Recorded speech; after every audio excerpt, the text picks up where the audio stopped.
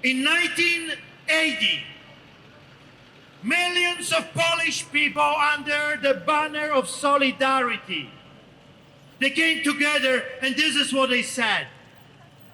We are not in this together with the corrupted politicians. We are in solidarity with each other. The truckers, the nurses, the kicked out police officers, doctors, pastors. We are in solidarity with each other. And when 36 million Poles realized that there is more of them than the communists, when they realized how come 50,000 villains are ruling over almost 40 million Poles, it was over for the villains. Warning, censorship. Warning, censorship. Today, we're going to share with you our last interview with Pastor Artur Pawlowski before his arrest on February 8th. He's been charged with mischief over $5,000, and he's the first person charged under the Critical Infrastructure Defense Act for interrupting the operation of essential infrastructure, in this case, the border crossing.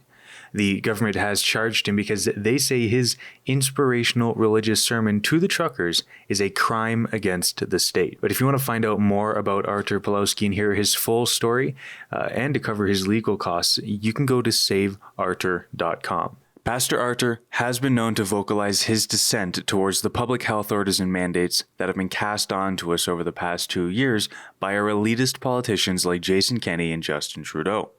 In a recent visit to Coutts, he continued to do exactly that. This visit to Coutts was made in support of those who had blockaded the highway in hopes of lifting the mandates and public health orders related to COVID-19, in order to bring back the freedoms we all once took for granted. Artur gave a speech in solidarity with these actions. You are the heroes of the solidarity movement. Don't you dare breaking the line. The whole world is watching you. I was on 60 radio stations driving here, and Americans are saying this to us: when you're done with your tyrants, please come to America and help us do the revolution. Thousands of people are watching you right now, and they're coming tomorrow. You know that? Do you see what is happening outside? The people are bringing food, chili, soup, everything. There's so many people. I've never seen a movement as big as right now. And you've done that. You did it. Now you're going to pack your stuff, take your toys, and go to Let's go! Now you're going to cave in just because they threaten you with arrest. Hell no! Let's go! Here I am. Do you see me hiding? Do you see me? Nah, we ain't going. Let's go. Okay. And I said I'm coming. I'm ready to be arrested at any moment. You want to take a piece of me? Take it. I said that to them many times. You see, I'm not afraid of them. They're afraid of us. That's the difference. Do not lose your momentum. You have been waiting 2 years for something like this. Now they're scared, they're afraid. That's why they're bringing all this fear and puffing their muscles, and we're going to be arrested. Don't do it finally. Arrest us all. Can you arrest 4 million Albertans? Can you arrest us all? Can you tow every truck, every vehicle? Then start doing it. Now we have a moment in the history of our beloved country finally to deal with the Trudeau Castros and traitors Kenneys. It's about time for Canadians to rise up and start roaring. Let's go! Let's go! I'm talking about peaceful resolution. I'm not talking about guns and swords. As Pastor Artur told me post-detainment over the phone, he believes this speech was the cause for his arrest. I'm in this trouble because of my speech to them to hold the lines, and because I made that speech telling people to keep hope and not to give up their rights for freedom. I'm in this horrible situation right now, so that's why. And just before this speech, we caught up with Artur in Milk River, where he provided a church service to supporters of the Coutts blockade. In 1980, millions of Polish people under the banner of solidarity, They came together and this is what they said. We are not in this together with the corrupted politicians. We are in solidarity with each other. The truckers, the nurses, the kicked out police officers, doctors, pastors. We are in solidarity with each other. And when 36 million Poles realized that there is more of them than the communists, when they realized how come 50,000 villains are ruling over almost 40 million Poles, it was over for the villains. So Artur, it's kind of amazing to see you here at the Milk River police barrier where the Coutts protest supporters have lined up en masse. You can see them going well over the hill there. You got the Canadian flag high. You can't see the end of it. Yeah. You can't see the end of it. It's unbelievable. It's beautiful. It's amazing. This is Canada. This is Canada. And just before we started the interview, you had mentioned how the RCMP over there, they seem to be recording your church service. What do you make of that? I mean, it's a repetition of history, right? Remember, I've seen this movie before, and the clergymen, for whatever reason, we have always become extremely dangerous for the villains because we preach the truth, and of course they preach the lie. So there is a good versus evil struggle here. I find it fascinating that there were no cameras until we showed up.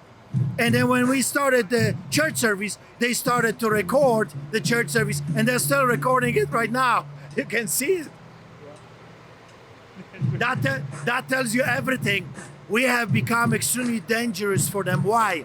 Because we speak the truth and we give people hope. They don't want people to have hope. And before, you've spoken a lot about a solidarity movement. In fact, we can see it right here as well, the solidarity movement of Canada. Now, this feels like a solidarity movement. Would you say that? Oh, 100%. And it's fascinating because Pope John II came and spoke in Poland just before the Iron Curtain was broken. We need our clergymen. We need hope. We need to deliver that hope. We need to bring the truth. The eyes of the world are on Canada. You are leading the charge for the world's freedom. Be encouraged.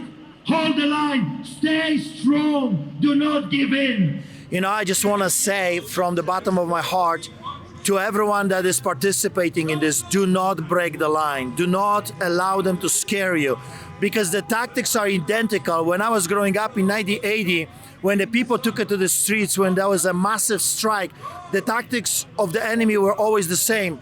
Terror, fear, arrest. Do not allow them to scare you. Do not break the line. It's now or never. If we don't pull this through now, we will never have an opportunity like this again. Now is the time to get our freedom all the way, or we will not get it again. So I want to encourage you, hold the line, stand strong. We are with you. The whole world is watching what is happening in Canada right now. Hardly threatening stuff, but nevertheless, the state decided to take action against Pastor Artur Pawlowski. And to this day, he remains behind bars, something that has unfortunately happened to many pastors in Canada as of late, over their decisions to remain true to their God and practice their faiths as they have been instructed to. So there's the gist of it. Pastor Artur was arrested because he made a speech calling for peaceful protesting, and the state somehow considered this pivotal to the actions of those supporting the Coutts blockade. But in my time with those in Coutts, Artur was never mentioned, never invited, never part of any planning. All he did was come down for one day, give a little speech, and leave. We spoke with some supporting the Coutts blockade about this Artur situation, and this is what they had to say. What did you guys make of his message? Because I think that was a bit spontaneous as well. And it was an interesting timing. It was definitely a little bit surprising. Things might have come off a little bit different than what we would have agreed, but obviously the basis of the message was good. It kind of gave us a bit of a direction that we needed to maybe be reminded of. You guys were here well before he had decided to come down. What do you think of that, them arresting him the second time he was trying to come down in relation to the Coutts blockade here? Well, I'm actually kind of surprised. I mean, at the end of the day, we had never invited him to come as far as that part goes. He came out of his own free will, and the message wasn't necessarily stand up against the government. That's not what his message was intended. So for there to be anything negatively pointed towards him doesn't really make any sense. It really doesn't seem like Artur was the reason they showed up to Coutts, nor was it the reason they left. But regardless, the state's disdain for Pastor Artur Pawlowski has prompted them to use his visit to Coutts as a means of putting him behind bars, where he remains to this day. If you want to help Artur's legal defense, go to saveartur.com, where your donations go straight to the lawyers fighting to set him free. His next court date is March 11th, and we'll be sure to keep you updated as things evolve. I hope you appreciate this report, and I want to thank you guys for tuning in to the end. For Rebel News, I'm Sidney Vizard.